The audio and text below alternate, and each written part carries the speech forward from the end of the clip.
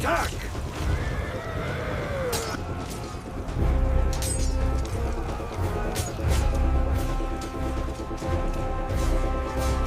13वीं सदी ईस्वी सन 1230 का जमाना था। उस वक्त दुनिया 3 बड़ी ताकतों में बटी हुई थी। मशरिक में मंगोल सल्तनत, मगरिब में बाज़ंतीनी सल्तनत और दरमियान में सल्जूकी सल्तनत, जो ज़वाल के करीब पहुंच चुकी थी। इसी सल्जूकी सल्तनत के मातहत कई तुर्क कबाइल आबाद थे।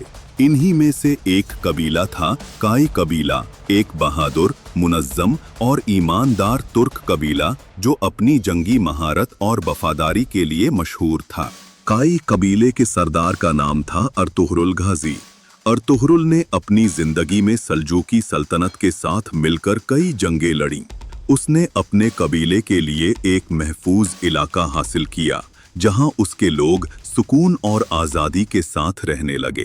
अर्तुगरुल गाजी के इंतकाल के बाद उनका बेटा उस्मान बिन अर्तुगरुल काई कबीले का सरदार बना। साल था तकरीबन 1280 ईस्वी और उस वक्त उस्मान की उम्र 22 बरस के करीब थी। वो अक्सर एक बुजुर्ग आलिम दीन शेख अदी अब्दाली के पास जाया करते, जहां से उन्हें रूहानी सुकून और रहनुमाई मिलती। एक रात उस्मान ने वहां कयाम किया और एक ख्वाब देखा। ख्वाब में उन्होंने देखा कि शेख अदी अब्दाली के सीने से एक चांद निकला और आकर उनके सीने में दाखिल हो गया। फिर उस चांद से एक शजर उगा जिसकी शाखें पूरी दुनिया पर फैल गईं। सुबह उस्मान ने यह ख्वाब शेख को सुनाया। अदी अब्दाली मुस्कुराए और फरमाया, बेटे, तुम्हारी नस्ल से एक अजीम सल्तनत जन्म लेगी, अदल और ईमान की बुनियाद पर। इसी के बाद शेख अदी अब्दाली ने अपनी बेटी बाला खातून का निकाह उस्मान से कर दिया। उस्मान ने जवानी के जमाने में अपने वालिद से बहादुरी, इंसाफ और सब्र सीखा था। क़यादत मिलते ही उसने अपने कबीले के नज़्म व ज़ब्त पर तवज्जो दी। वो रोज़ाना सिपाहियों के साथ मश्क करता, बुजुर्गों से मशवरे लेता और इलाके के लोगों के हालात को खुद जाकर देखता। उस वक्त मौजूदा मगरबी तुर्की के ये इलाके मुसलसल लड़ाइयों का मैदान बने हुए थे। बाज़ंतीनी हुक्मरान कमज़ोर हो चुके थे, मंगोल हमले मशरिक़ से दबाव डाल रहे थे और तुर्क कबाइल अपनी बका के लिए एक मजबूत रहनुमा के मुंतज़िर थे। उस्मान गाजी के ज़माने में तुर्क कबाइल ज़्यादातर खाना बदोश थे, यानी वो एक जगह मुस्तकिल नहीं रहते थे। घरों के बजाय खेमों में रहते, मौसम के लिहाज से मुख्तलिफ इलाकों में हिजरत करते और जिंदगी ज़्यादातर जंग, शिकार या माले मवेशी पालने पर मबनी थी। लेकिन उस्मान ने ये तर्ज जिंदगी बदल दिया। उसने अपने कबीले को मुनज़्ज़म किया और कहा कि अब हमें सिर्फ खेमा बरदार कौम नहीं रहना, बल्कि एक मुनज़्ज़म सोसाइटी की बुनियाद रखनी है। उस्मान गाजी ने अपने लोगों को मुख्तलिफ जिम्मेदारियां दी। कुछ को इलाके के दिफा और फौजी खिदमत पर मुकर्रर किया, कुछ को ज़राअत और तिजारत के काम पर लगाया और कुछ को अदल, तालीम और फैसलों के निज़ाम की निगरानी दी। उस्मान ने आसपास के तुर्क कबाइल से ताल्लुकात मजबूत किए और उन्हें समझाया कि अगर हम मुत्तहिद हो जाएं तो कोई दुश्मन हमें नुकसान नहीं पहुंचा सकता। इसी इत्तेहाद की बुनियाद पर उसने अपनी रियासत की बुनियाद रखी, जो आज के तुर्की के शुमाल मगरबी हिस्से में थी, जहां मौजूदा बोरसा और इस्तांबुल के दरमियान इलाके आते हैं। उस्मान गाजी एक आदिल और सादा मिजाज रहनुमा था।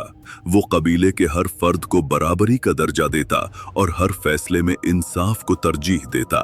उसने काजी मुकर्रर किए ताकि झगड़े शरीयत के मुताबिक हल हों।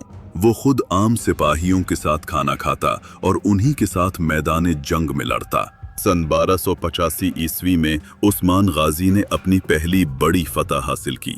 ये वो वक्त था जब उन्होंने बाज़ंतीनी हुकूमत के ज़ेरे कब्ज़ा किला कुलाचा हिसार पर हमला किया और अल्लाह की मदद से उसे फतह कर लिया। ये किला आज के तुर्की के शहर एनीगोल के करीब वाक़ था। फतह के बाद उस्मान गाजी ने वहां पहली मस्जिद तामीर करवाई और जुमे की नमाज कायम की। ये अलामत थी कि अब एक आज़ाद इस्लामी रियासत वजूद में आ चुकी है।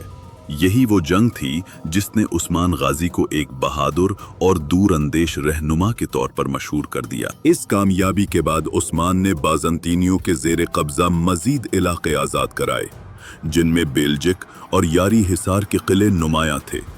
उन्होंने मुख्तलिफ तुर्क कबाइल को अपने साथ मुत्तहिद किया और यूं उनकी छोटी सी रियासत रोज बरोज ताकत और इस्तेहकाम हासिल करती गई। बाद में उस्मान ने अपना नया मरकजी शहर यनी शहर में कायम किया, जो उस वक्त एक निहायत अहम स्ट्रेटेजिक मकाम था।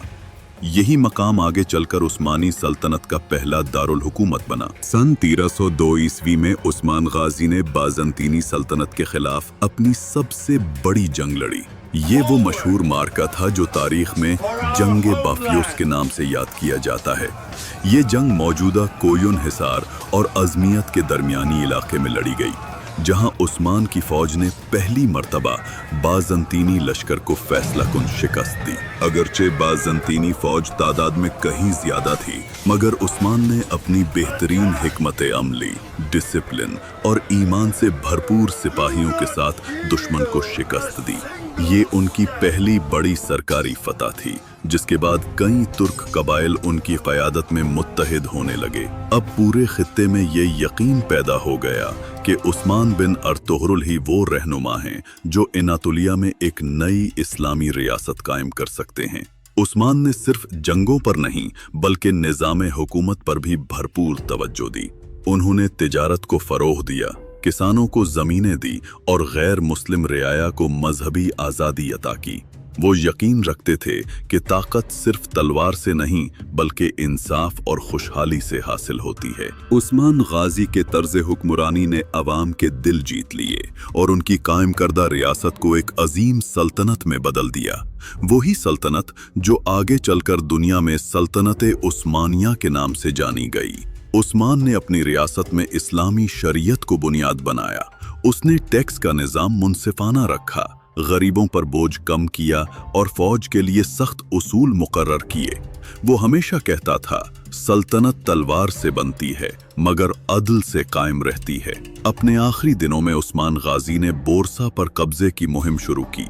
अगरचे वो खुद ये फतह देख न सके, लेकिन उनकी मंसूबा बंदी के तहत उनके बेटे और खान गाजी ने बोरसा फतह किया और उसे सल्तनत उस्मानिया का पहला दारुल हुकूमत बनाया। जब उस्मान गाजी की उम्र 68 साल थी तो वो ज़ईफ़ी और बीमारी के बाइस कमज़ोर हो चुके थे। उन्होंने अपने बेटे और खान को वसीयत की, बेटा कभी अदल से मुंह ना मोड़ना, अवाम तुम्हारा सरमाया है, उन पर रहम करो और जब भी फतूहात हासिल करो अल्लाह का शुक्र अदा करना, गुरूर कभी ना करना। 1326 ईस्वी में उस्मान गाजी ने वफात पाई। उनकी तदफीन बोरसा में हुई, जहां आज भी उनका मज़ार मुसलमानों के जज्बा ईमान की अलामत है। उस्मान गाजी ने सिर्फ एक रियासत नहीं बनाई बल्कि एक उसूल कायम किया, ईमान, अदल, इल्म और इत्तिहाद। उन्होंने तुर्क कबाइल को एक कौम में बदला और उस निज़ाम की बुनियाद रखी जिसने अगले 600 साल तक 3 बरे-अज़्मों एशिया, अफ्रीका और यूरोप पर फैली सल्तनत उस्मानिया को दुनिया की सबसे ताकतवर इस्लामी सल्तनत बना दिया।